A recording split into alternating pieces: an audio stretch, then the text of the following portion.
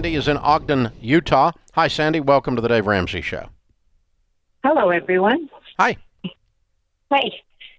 So my question is how much do you say optimal emergency fund is to have in your bank? Because you say king of cash. If that's true, what happens when the Go ahead. What happens when what? When financially the banks are going to be in trouble and they end up closing.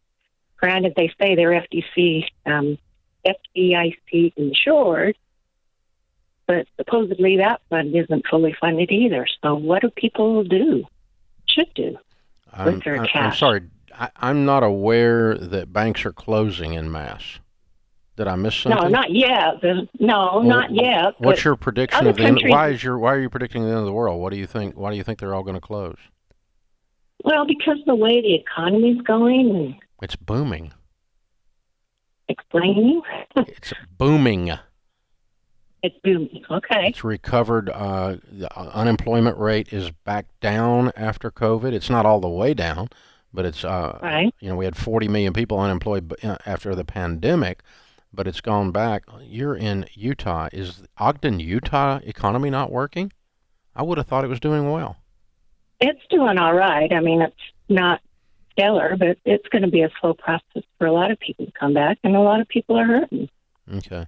Well, here's the thing. But I'm retired, and my husband's still working, and we have 401s, and we have investments, which we don't plan touching.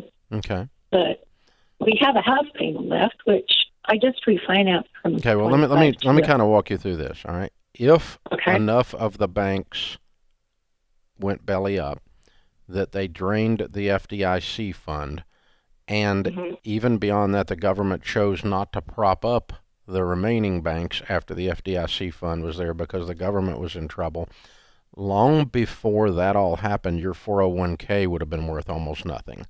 Because if all of the banking system in America has collapsed, most of the companies you've invested in the 401k would have collapsed.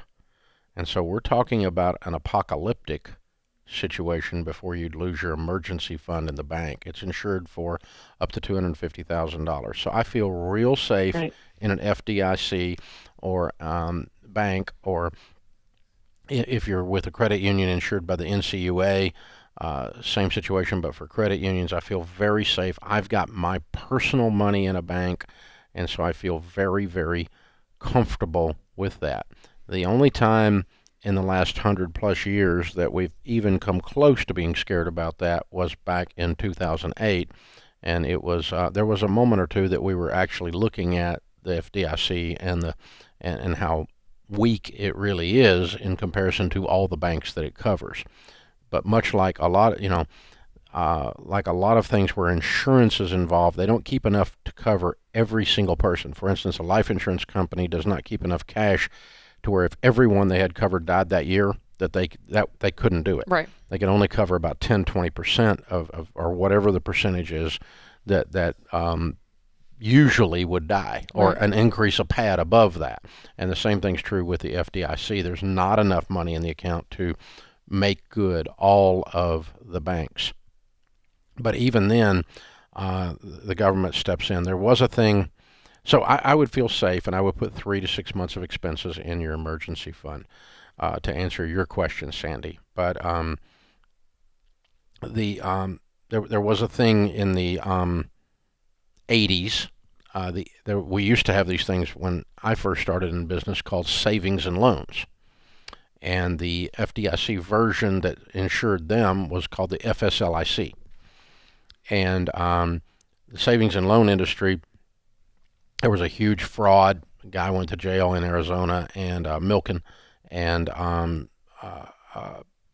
then Reagan changed the tax law, and a lot of the S&Ls had money tied up in tax-based in real estate investments. And so, like, these apartments all of a sudden became worth half what they were worth because they changed tax law.